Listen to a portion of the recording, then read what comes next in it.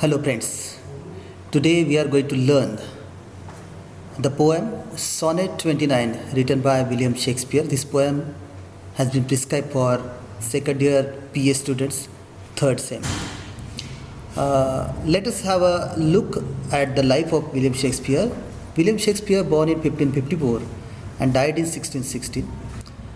Shakespeare, as we know very well, that he is the greatest dramatist in the world as well as he is a great poet also. Shakespeare produced most of his known work between 1589 to 1613. His early plays were mainly comedies, histories, and these works remain regarded as some of the best work produced in these genres. Then he wrote world-famous tragedies. Everyone knows about the tragedies written by Shakespeare, including Hamlet, King Lear, Othello, Macbeth. All these are world-famous tragedies. In the last phase of his life, he wrote tragicomedies, that is also known as romances, and collaborated with other playwrights also. This particular sonnet, Sonnet 29, written by Shakespeare, this particular sonnet, Sonnet 29, shows the poet at his most insecure and troubled state of mind. He feels unlucky, shamed, and fiercely jealous of those around him. So what causes the poet's anguish will remain a mystery. No one knows what is the cause of the poet's anguish. Like other sonnets, this sonnet is also unique in the terms of depth, style, passion, and sensuous phraseology used by the great poet Shakespeare. In his life, he has written more than 150 sonnets. So altogether, there are 154 sonnets written by Shakespeare, and all these sonnets are unique in the style and great as far as the literature value is concerned. Before going to discuss this sonnet, let us take a look of the particular terminology sonnet. Sonnet is a poetical type. This short poem is having 14 lines. Shakespeare in his life wrote more than 150 sonnets, and all the sonnets are unequal in merit and unique in the quality. We don't find any particular story in these sonnets and even any identity to whom they are addressed. The identity is unknown. No one knows to whom they are addressed for. Some readers think that they are addressed to his friends. Some researchers think that they are addressed to some dark lady. But no one is certain about the identity to whom they are addressed. The emotions, as we said earlier, the emotions are unique in terms of depth, style, passion, phraseology. Everything is unique, and that is why they are highly appreciated by the readers across the world. This is the sonnet. Let us take a look of this sonnet. I read this sonnet. When in disgrace with fortune and men's eyes, I all alone beweep my outcast state, and trouble deep heaven with my bootless cries, and look upon myself and curse my fate. Wishing me like to one more rich in hope, featured like him with friends possessed, desiring this man's art and that man's scope, with what I most enjoy content at least. Yet, in these thoughts myself almost despising, happily I think on thee and then my state, like to the lark at break of day rising, from sullen earth sings hymns at heaven's gate. The last two lines of this sonnet. For thy sweet love remembered such well brings, that then I scorn to change my state with kings. As I said earlier that the sonnet is having 14 lines.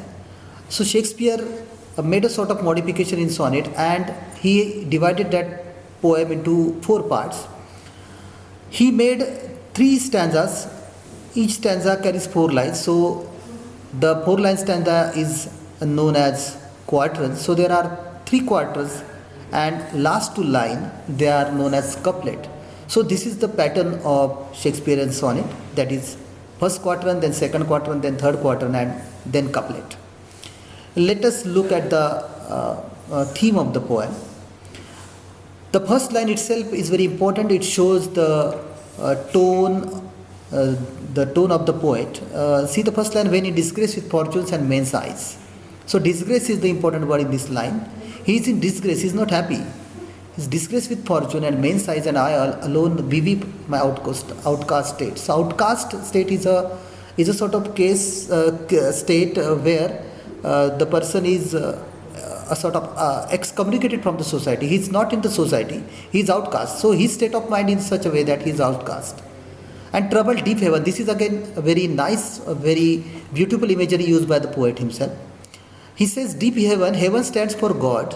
We believe that God resides in heaven. That is why the poet says, the troubled deaf heaven with my bootless cries. So whatever my demands are there, whatever my praise there, my cry is there, my requirement is there, but when I pray to God, the God also doesn't take notice of it. That is why deep heaven.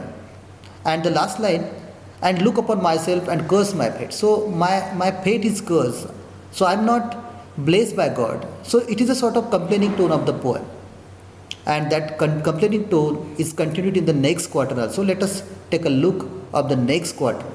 Wishing me like to one more rich in hope, pictured like him with friends possessed, desiring the man's art and that man's scope, with who what I most enjoy contented list. He then look around the people around him, and when he look at those people, he says the continuation of the first theme. He says that I am not happy like those who are around me. In the next stanza, that is quoted again, yet in these thoughts myself almost despising. Now in this stanza, a tone is slightly changed. Look at the stanza, yet in these thoughts myself almost despising. Despising, that is disliking, hating. Happily I think on thee and then my state. When I think on those and then compare those people with my state of mind, like the lark at break of day arising. There is again image used by the poet, that is lark. Lark is a bird in the nature, and the quality of lark is that it chirps when the break of the day, that is the dawn time. He says that from sullen earth. So day arising or dawn time, it is a sort of symbolic imagery used by the poet here, that when when the day arises, that is the end of the dark night. So it is again a new beginning, and that is why at the outbreak of the day, the bird lark, it sings, and what it sings hymns at heaven's gate. So again the same imagery like heaven. Heaven is the residence of God, that is heaven's gate. Means the lark is not chirping, it is actually sings hymns at heaven's gate. So in this way there is the melancholy tone of the poet in the first, second as well as third quatrain. And when we look at the last two lines, that is couplet, we see that for thy sweet love remembered such well brings, that then I scorn to change my state with kings. These two lines are very important. He says for thy, that is Old English, thy means your. He says that way for your sweet love, that is sweet love, again it is, we can give reference of some sweet memory, the memory of the friend or memory of some beloved. No one knows, but we can compare sweet love with that. So he says further, your sweet love remembered, when I remember your sweet love. And what is the result? Such wealth brings. So wealth is money. But when we look at the tone of the poem, we can think that the wealth is not in the terms of money, but wealth is a sort of spiritual wealth, spiritual happiness, emotional happiness. All those things can be brought here when we say wealth. So he says, when I remember those sweet love, that wealth brings. And last line is again reaches to the top of all those emotions. He says in the last line that when I scorn to change my state with kings. I'm such a happy person in the world. I experience myself the satisfaction and the happiness at the extreme level, that even if someone offers me the position of the king, even I will reject that position of the king, and I am happy with your remembrance, your all those remembrances when I